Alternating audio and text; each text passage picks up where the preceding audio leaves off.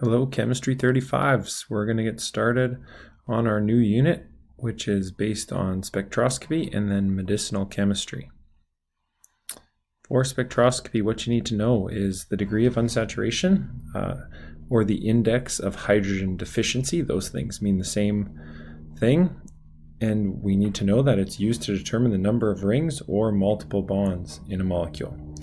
We also need to know that we can use multiple different sources of spectroscopy to help us identify compounds and determine their structure. What you need to be able to do, you actually need to be able to determine the index of hydrogen deficiency from a molecular formula or a structural diagram. You also need to be able to analyze different forms of spectroscopy to help you determine the structural features of a compound. IHD, index of hydrogen deficiency, is used to calculate the number of rings or pi bonds. Pi bonds are double or triple bonds. A double bond is 1 degree of unsaturation because it requires one H2 molecule to saturate it. Triple bonds are 2 degrees of unsaturation, and a ring is counted as 1 degree of unsaturation. How many degrees of unsaturation do you think a benzene ring has? Well, let's look at the formula first. Benzene, C6H6, versus a 6-carbon fully saturated compound.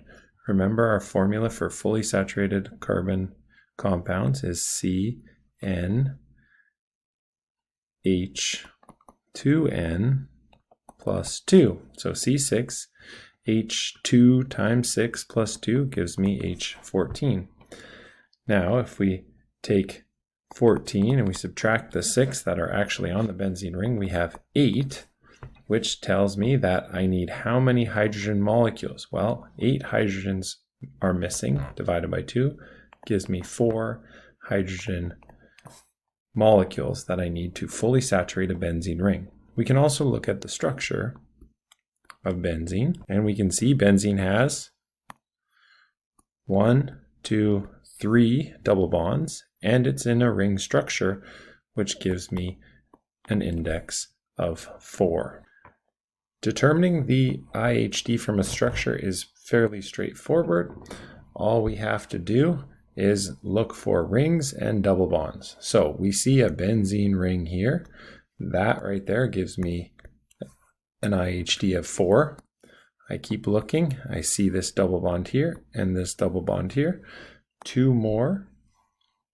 1 here gives me an IHD, which is equal to 6. I need 6 hydrogen molecules to fully saturate this compound. The structures of many different medicines can be found in section 37 of your IB data booklet.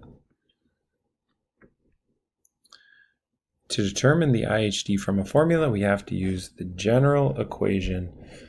Here, IHD is equal to 0.5 times 2C plus 2 minus H minus X plus N. Now that sounds very confusing. If we look at our molecular compound here, the general formula for our molecular compound, the C, the subscript C, is how many carbons we have. So 2C plus 2 tells me that would be the fully saturated amount. I subtract the number of hydrogens, and I subtract any halogens because they would also be included in the saturation. I have to add nitrogens because nitrogens have 2 bonding locations, which means that if I bond a nitrogen to a carbon, I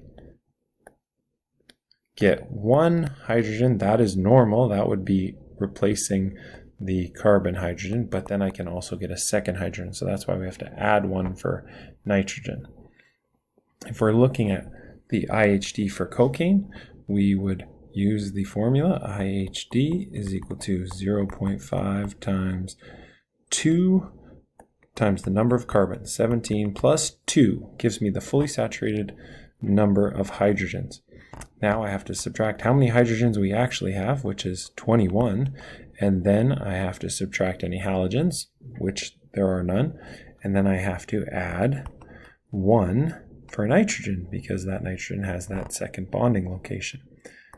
This would be how I calculate my IHD. Doing the math in our heads, 2 times 17 is 34 plus 2 is 36, minus 21 is 15, plus 1 is 16. Half of 16 is 8. The IHD for cocaine is 8.